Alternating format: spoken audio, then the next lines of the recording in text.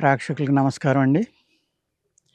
ఎంతోమంది ప్రేక్షకులు రాజుగారు మీరు చాలా అద్భుతంగా చేస్తున్నారు, విపులంగా చెప్తున్నారు, ఒక్క రూపాయి ఆశించకుండా ఫ్రీగా ఇన్ని వందల మూలికల గురించి చెప్తున్నారు మీరు. మీకు చాలా చాలా ధన్యవాదాలని పెద్ద వయసోళ్ళు కూడా దండం పెడుతున్నారు నాకు. అనేక మంది సంతోషంగా ఫోన్ చేస్తున్నారండి. ఈ వీడియోలు లక్షల మంది చూడొచ్చు. లక్షల మందికి అర్థం అవ్వాలని, లక్షల మంది నన్ను గౌరవించాలని, లేకపోతే లక్షల మంది ఆయుర్వేదం నేర్చేసుకోవాలని కాదండి. 1,00,000 మందిలో ఒకళ్ళిద్దరు ఫోన్ చేసినా కూడా మాకు చాలా ఆనందంగా ఉంది. ఎందుకంటే అట్లీస్ట్ ఆ 1,00,000లో ఒక 5గురో, 10 మందో, ఒకళ్ళో ఇద్దరో ఈ ఆయుర్వేద గురించి తెలుసుకోవాలనే తపన ఉన్నవాళ్ళు, కోరిక ఉన్నవాళ్ళు. అటువంటి వాళ్ళు ఎప్పుడూ కూడా ఈ సంఘానికి, మన యొక్క పురాతన అంటే సనాతన ధర్మానికి, ఆయుర్వేద శాస్త్రానికి చాలా అంటే చాలా అవసరం. ప్రపంచం అంతా భారతదేశం వైపు చూస్తోంది.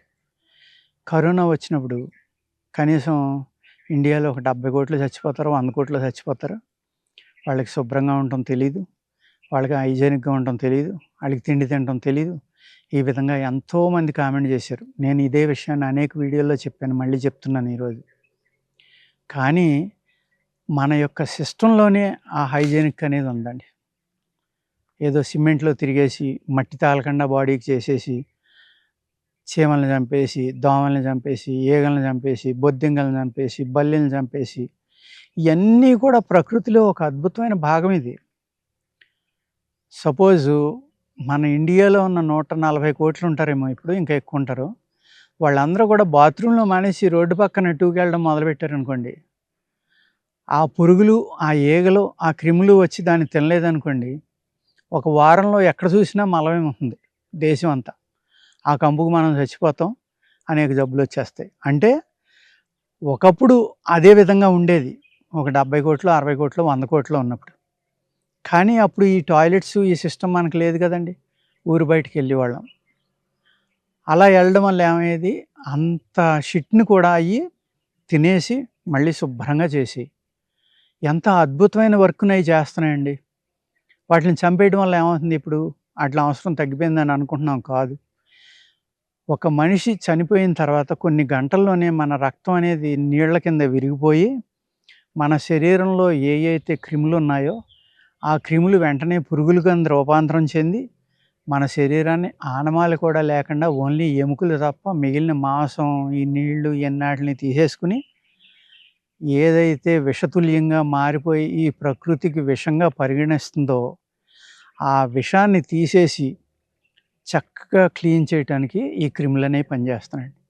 మనం హైజీనిక్ అని ఇట్లన్నిటిని చంపేస్తే ఏమవుతుంది, రేపొద్దున ఈ టెక్నాలజీ లేదు, ఇంకోటి లేదు, అప్పుడు ఏమవుతుందండి, కాల్చడానికి పుల్లలు లేవనుకోండి, ఒక మనిషి శరీరం అక్కడ పడి ఉందనుకోండి, ఆ వాసన ఎన్నాళ్ళకి వస్తుంది, ఏమీ తినకపోతే, క్రిములు తినకపోతే నెలల తరబడి అది కుళుతానే ఉంటుంది, వాసన వస్తూనే. ఇప్పుడు ఏమవుతుంది, ఒక కళేబరం అంటే అది యానిమల్ అవ్వచ్చు, ఇంకోటి అవ్వచ్చు, చనిపోతే కొన్ని రోజుల్లోనే వితిన్ 1 వీక్లో మనకి స్మెల్ కూడా లేకుండా వాటిని శుద్ధి చేసేస్తాయి, మొత్తం తినేసి వాటి పని అవి చేసేస్తాయి. ఈ ప్రకృతిలో ప్రాణికోటి అనే చక్రం ఏదైతే ఉందో ఆ చక్రంలో మనం ఒక భాగం, అంతే తప్ప ఆ చక్రంలో మనం గొప్పవాళ్ళం కాదు. మనం గొప్పవాళ్ళం కాబట్టి ఆ చక్రంలో ఉన్నాయి అన్నట్ల వల్ల జబ్బులు వస్తున్నాయని, దురదలు వస్తున్నాయని చంపేయడం, వాటిని అనేక రకాలుగా ఈ ప్రాణికోటిని నాశనం చేయటం వల్ల అవి చేసే పనిని అవి చేయకుండా మనం చేస్తున్నాం కాబట్టి అనేక రకాలైన ప్రకృతిలో మార్పులు వచ్చి కొత్త జబ్బులు, ఎన్నో రకాల జబ్బులు. భూమి లోపల ఒక విత్తనం ఉండిపోయింది అనుకోండి, ప్రకృతిలో చేంజ్ వచ్చిన తర్వాత ఆ 20 అడుగులు, 30 అడుగులో ఉన్న విత్తనం కూడా బయటకు వచ్చింది అనుకోండి, కొన్ని వేల లక్షల సంవత్సరాల తర్వాత కూడా ఆ విత్తనం మొలుస్తుందండి. అంటే ప్రకృతికి దాన్ని ఎంత అద్భుతంగా ప్రిజర్వ్ చేసిందో మీరు ఆలోచించుకోండి. మనం అలా ప్రిజర్వ్ చేయలేము. ఇప్పుడు మ్యాక్సిమం 2 ఏళ్ళు, సంవత్సరం, 3 ఏళ్ళు. అలాగే కొన్ని కెమికల్స్ వచ్చినాయి, ప్లాస్టిక్లు వాటిల్లో పెడతారు, అదైతే మనకి 100 ఏళ్ళు ఉంటుంది. అటువంటి 100ల సంవత్సరాలు ఆ యొక్క విత్తనంలో మొలకెత్తే శక్తిని పానివ్వకుండా కాపాడుతా, వేల సంవత్సరాలు కూడా తర్వాత కూడా అది బయటకు వచ్చి మంచి దానికి కావాల్సిన వాతావరణం, నీళ్లు దొరికినప్పుడు మళ్ళీ మొలకెత్తేలాగా ఈ ప్రకృతి యొక్క నిర్మాణం ఉందండి.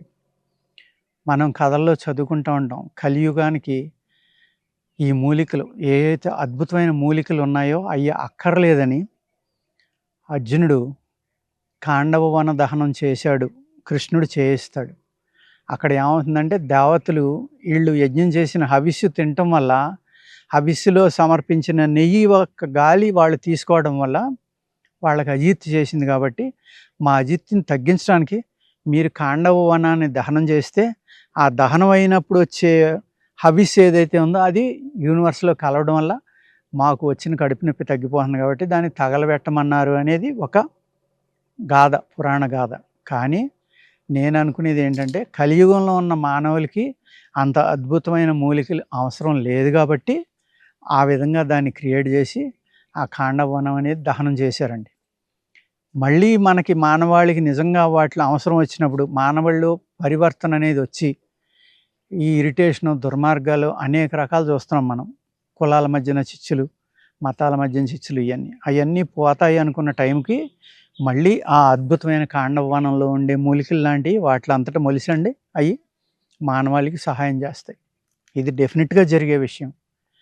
అటువంటి అద్భుతమైన మూలికలు ఒక తాళపత్ర గ్రంథాల్లో అవనండి, వేల సంవత్సరాల క్రితం రాసిన బుక్స్లో అవనండి, అవన్నీ స్టడీ చేసి అనేక మంది మహానుభావులు, గురువులు లాంటి వాళ్ళ దగ్గరికి వెళ్ళి వాళ్ళ సలహాలు తీసుకుని వాళ్ళ యొక్క సందేహాలు అడిగి వాళ్ళ పరిష్కారం చెప్తే అవన్నీ జాగ్రత్తగా రాసుకుని తయారు చేసిన హృదయామృతం అండి. ఇది హృదయానికి పనిచేస్తుంది. హార్ట్కి గుండె నీరసం, గుండె దడ అనే దానికి పనిచేయడానికి ఒక మహత్తరమైన టానిక్ ఇది. దీన్ని సిరప్ అంటాం, హృదయామృతం సిరప్ అండి.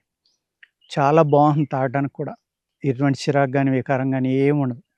ఉదయం లేగానే చక్కగా ఒక చెంచా తీసుకోండి, మళ్ళీ ఈవినింగ్ పడుకునే ముందర కూడా ఒక చెంచా తీసుకోండి. చాలా ఫాస్ట్ రిలీఫ్ వస్తుంది. లేదు మాకు ఒక మాదిరిగా ఉంది, ఇబ్బంది లేదు అనుకుంటే ఒక పూట తీసుకోండి సరిపోతుంది.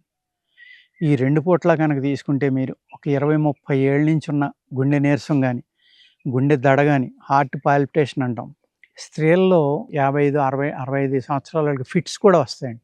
దాన్ని తట్టుకోలేక, ఆ గుండె నీరసాన్ని తట్టుకోలేకే ఫిట్స్ వస్తాయి ఏజ్ ఉన్న స్త్రీలకి. మగవాళ్ళకి కూడా రావడానికి అవకాశం ఉంది. అలాగే హార్ట్ అనేది సున్నితమైన అవయవం కదండి, విపరీతంగా భయపడిపోతాం మనం. అది అలా కొట్టుకుంటా ఉంటే చాలా దారుణంగా కొట్టుకుంటుంది అనమాట. మనకి స్థిమితం ఉండదు, మనల్ని పీస్ఫుల్గా ఉండనివ్వదు, ప్రశాంతంగా ఎట్టి పరిస్థితిలో ఉండనివ్వదు. అది భయం వచ్చేస్తూ ఉంది. పడుకుంటే కొట్టుకుంటూ ఉంది, ఇటు తిరిగితే కొట్టుకుంటుంది, ఒక 10 అడుగులు వేస్తే కొట్టుకుంటుంది, ఉదయం లెగ్గానే కొట్టుకుంటూ ఉంది, దన కొట్టేసుకుంటూ ఉంది. ఇలా పెట్టుకుంటే బయటికి ఆ స్ట్రోక్ తెలుస్తూ ఉంది మీకు. ఎందుకు అలా కొట్టుకుంటుంది అంటే ఆ రక్తం చిక్కబడో, లేకపోతే మీ యొక్క గుండె పంపు చేసే కెపాసిటీ లేకపోవడం వల్ల, అతిగా కల్మషం పెరిగిపోవడం వల్ల తనకి ఇబ్బంది ఉందని తెలియజేయడానికో ఆ హార్ట్ పాల్పిటేషన్ ద్వారా మనకి తెలియజేస్తుందండి. అది అత్యధికంగా పెరిగిపోవడం వల్ల హార్ట్ అటాక్ రావడానికి కూడా అవకాశం ఉంది. ఆ అన్నిటి నుంచి రక్షించి మిమ్మల్ని రక్తాన్ని పలచం చేసి ఆ గుండె నీరసం నుంచి, గుండె దడ అన్నిటిని తగ్గించి చాలా చక్కగా పనిచేసే ప్రివెంటివ్ అండి ఇది. ప్లస్ క్యూర్ కూడా. ఇప్పుడు క్యూర్ అంటున్నాం, మీరు తగ్గుతుందని చెప్పకూడదు అని కొంతమంది అంటారు. ఎస్, నేను ఒప్పుకుంటా. తగ్గుతుంది అంటే ఎంతమందికి తగ్గుతుంది, ఎలాంటి వాళ్ళకి తగ్గుతుంది? మరి మోడర్న్ మెడిసిన్లో మందులు ఇస్తున్నారు, ఎంతమందికి తగ్గుతుందండి, ఎంతమందికి పూర్తిగా తగ్గిపోతుంది? అక్కడ ఎవ్వరూ మాట్లాడరు. మమ్మల్ని మట్టికి రాజుగారు 4 నెలల్లో తగ్గుతాయి అన్నారు, 6 నెలల్లో తగ్గుతుంది అన్నారు, కొంచెం కూడా రిజల్ట్ లేదు. 6 నెలల దాకా నేను మందు ఇవ్వనండి రిజల్ట్ లేకపోతే. మొదటి నెలలోనే నాకు ఎంతో కొంత రిజల్ట్ కనపడాలి. 2వ నెలలో కూడా అంత కనపడకపోతే నన్ను క్షమించండి, నా మందు మీకు పనిచేయదు, మీరు అనవసరంగా డబ్బులు ఖర్చు పెట్టద్దు, ఇంకో మంచి డాక్టర్ దగ్గరికి వెళ్ళమని చెప్పేస్తాం. అదేవిధంగా కొంతమంది వస్తూ ఉంటారు, సార్ నాకు పలానా ప్రాబ్లం ఉంది, పలానా ఆయన దగ్గర వాడుతున్నానండి అంటారు. ఎలా ఉందండి అంటే సగం తగ్గిందండి అంటారు. అంటే ఒక నెలలోనే సగం తగ్గించాడు అంటే ఆయన మహానుభావుడు. ఆయన మానేసి మళ్ళీ నా దగ్గరికి ఎందుకు వచ్చారు? దయచేసి వెళ్ళిపోండి, అక్కడే మందు తీసుకోండి, నేను ఎట్టి పరిస్థితుల్లో మందు ఇవ్వనని కూడా చెప్తూ ఉంటాను చాలామందికి.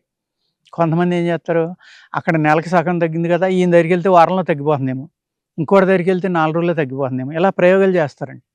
దయచేసి అలాంటి ప్రయోగాలు చేయొద్దు. మీకు ఎవరి దగ్గర అయితే మంచి రిజల్ట్ స్టార్ట్ అయిందో ఆ డాక్టర్కి కానీ, ఆ ట్రెడిషనల్ హీలర్ కానీ, ఇంకొకళ్ళు కానీ మీ శరీర తత్వం పూర్తిగా అర్థమయ్యి ఆయన యొక్క మందు మీకు మీ శరీరానికి సూట్ అయిందని లెక్క, రిజల్ట్ వచ్చిందంటే. దాన్ని మళ్ళీ మార్చి ఇంకో డాక్టర్ దగ్గరికి వెళ్తే ఆయన అది మానేసి ఇంకోటి ఇస్తే అది సూట్ అవ్వకపోతే 4 నెలలు పడితే అప్పుడు మళ్ళీ ఏడుత్తా పరిగెత్తుకుని ఆ డాక్టర్ దగ్గరికి, ముందరాయన దగ్గరికి వెళ్తారు. అటువంటి తప్పులు చేయొద్దండి దయచేసి. ఏది చక్కగా ఎవరి దగ్గర పనిచేస్తుందో వాళ్ళ దగ్గర వాడుకోండి. అంతే తప్ప ఎవరి దగ్గర మిరకిల్ అయిపోతుంది, ఇంకొకళ్ళ దగ్గర ఏదో అయిపోతుందని పరుగులు పెట్టొద్దు. కనీసం ఒక 2, 3 నెలలైనా వాడి చూసుకోండి. కొన్ని మందులు 10 రోజుల్లో పనిచేసి ఉంటాయండి, 20 రోజులకు పనిచేసి ఉంటాయి, 6 నెలలకు పనిచేసి ఉంటాయి. అంచేత ఆ సమయం అనేదాన్ని జాగ్రత్తగా చూసుకుంటా, డాక్టర్ గారు ఏది తినొద్దన్నారో అయన్నీ తినకుండా, ఏది తినమన్నారో అయి తింటా మీ లైఫ్ స్టైల్ మార్చుకుంటే, ఆ లైఫ్ స్టైల్ మార్పు వల్లనే అనేక జబ్బులు తగ్గిపోతాయండి. దానికి సపోర్ట్‌గా ఈ మందులు కూడా పనిచేస్తాయి కాబట్టి, మీకు చక్కని ఆరోగ్యం కలుగుతుంది. ఒక 60, 70 ఏళ్ళు ముసలోళ్ళకి కూడా ఇచ్చి చూసామండి ఇది. ఇస్తే వాళ్ళు కూడా దండం పెట్టి ఫోన్ చేసి, "సార్ మాకు 20 ఏళ్ళ నుంచి ఉంది, 30 ఏళ్ళ నుంచి ఉంది, 15 ఏళ్ళ నుంచి ఉంది. ఒక్క నెలలో 90% తగ్గిపోయిందండి." ఒకాయనైతే ఫోన్ చేసి, "సార్ వారంలో తగ్గిపోవడం ఏంటి సార్? ఇది నిజంగా ఇదొక మందు కాదు సార్ మిరకిల్" అని ఆయన ఎంతో ఆనందపడిపోయారు. ఎప్పుడు డాక్టర్ ఆయన ఏమవుతుందంటే, మీరు అలా ఆనందంగా చెప్పినప్పుడు మీకంటే 100 రెట్లు మేము సంతోషిస్తామండి. అంతే తప్ప మీరేమిచ్చారనేది లెక్కే పెట్టం. ఎందుకంటే ప్రతి డాక్టరు ఒక సైంటిస్టే. ప్రతి హీలరు ఒక సైంటిస్టే. ఒక 400, 500 మూలికల గురించి ఈ మూలికలు ఇలా పనిచేస్తాయని చెప్పాలంటే ఎన్ని సంవత్సరాలు చదివితే ఎంత జ్ఞాపక శక్తి ఉంటే ఆ మనిషి అలా చెప్పగలడో మీరు ఆలోచించుకోండి. అంచేత ఇది చిన్న విషయం కాదు. ఊరికే అలా అలా చదివేస్తే వచ్చేది కాదు. మీరు ఎన్నో గంటలు, రోజులు చదివి కష్టపడి పట్టుకొచ్చి ఇంట్లోని కొన్ని రోజులు కష్టపడి తయారు చేసి, ఒక మాత్ర చేసి, ఒక టానిక్ చేసి, ఒక పౌడర్ చేసి ఇస్తారు మీరు. అది ఊరికే వచ్చింది కదా! దానికి వాల్యూ ఉండదు. ఆడు వాడతాడో బయట పడేస్తాడో తెలీదు. మీ కష్టానికి ప్రతిఫలం కూడా రాదు మీకు. అంచేత ఏంటంటే ప్రతిదానికి విలువ ఉండాలండి. కొంతమందొస్తారు. వాళ్ళకి పర్వాలేదులెండి చిన్నదే కదా! అంటే, లేదు సార్ మీకు ప్రతిఫలం ఇవ్వకపోతే మందు పనిచేయదు సార్ అంటారు. ఆ విధమైన ఆలోచన ఉన్నవాళ్ళుంటారు. ఈ ఈ ఊరికే పట్టుకెళ్ళమంటే ఆనందంగా పట్టుకెళ్ళి బయట పడేసి ఉంటారు, తినేవాళ్ళు ఉంటారు. అంచేత ఏంటంటే ఏదైతే హార్ట్ పాల్పిటేషన్ అనేది మేజర్ ప్రాబ్లమ్ ఇంక చచ్చిపోయేదాకా ఇలాగే ఉంటుంది తక్కదనుకునేవాళ్ళు, మంచి ఉపశమనం పొందడానికి మా హృదయామృతం అనే సిరప్‌ని వాడుకుని హాయిగా ఉండండి. ఓకేనండి. నమస్కారం.